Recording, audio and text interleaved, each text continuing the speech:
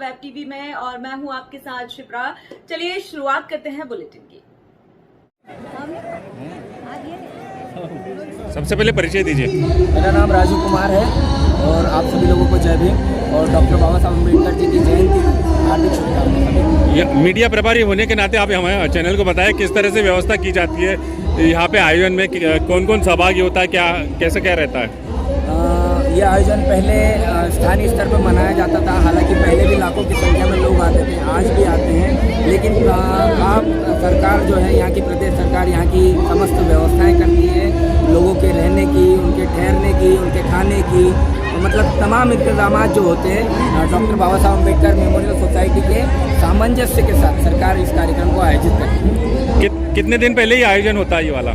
ये आयोजन हमने इस बार 4 दिन का आयोजन किया था, जिसमें हमने सबसे पहले जो है राष्ट्रपिता महात्मा ज्योतिबा फुले जी की जयंती पर हमने समग्र अम्बेडकर राष्ट्रीय साहित्यिक सम्मेलन आयोजित किया। उसके बाद 4 दिन में क्या क्या आयोजन हुए? उसके बाद दूसरे दिन हमने धम्म देशना का, जो अखिल भारतीय स्तर पर धम्म देशना आयोजित होती है, उसका आयोजन किया।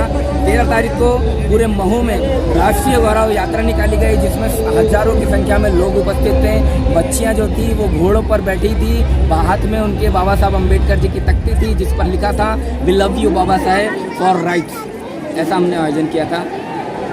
ये आयोजन अब मतलब कब तक चलेगा, मतलब इस बार? आज 14 अप्रैल जो आज मुख्य जयंती का आयोजन है, आज तमाम लोग आते हैं, देश के कोने कोने से लोग आते हैं और दिन भर रात भर दर्शन का सिलसिला 3 दिनों से जारी है, जो आने वाले 2-3 दिन तक और रहता है। उसके बावजूद रोज़ाना यहाँ पर सैकड़ों लोग यहाँ पर बाबा साहब अम्बेडकर जी के अस्थि कलश का दर्शन करने आते हैं, उनकी विचारधारा का दर्शन करने आते हैं, स्मारक का दर्शन करने आते हैं। मुख्यमंत्री ने की भी एक बड़ी घोषणा की है यहाँ पे जी।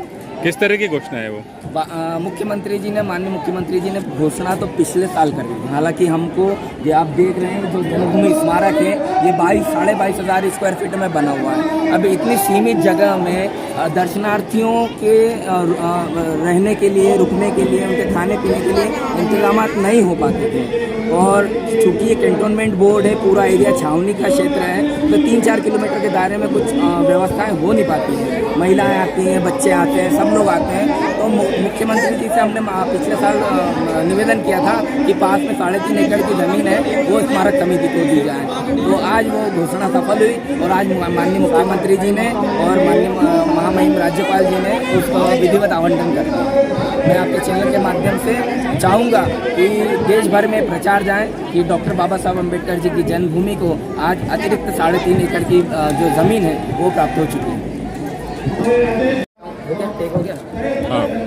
एक चीज़ और आपको बताना चाहूँगा कि ये सब पूरी ज़मीन की प्रक्रिया के लिए क्या है, और श्रद्धालु देश के कोने कोने से आते हैं, तो इस ज़मीन की प्रक्रिया के लिए हम लोग काफ़ी दिनों से कोशिश कर रहे थे और माननीय राजेश वानखेड़े जी जो हमारे सचिव हैं, उन्होंने अथक प्रयास किए, बहुत संघर्ष किया और आज ये ज़मीन हम लोगों को हासिल हो गई है।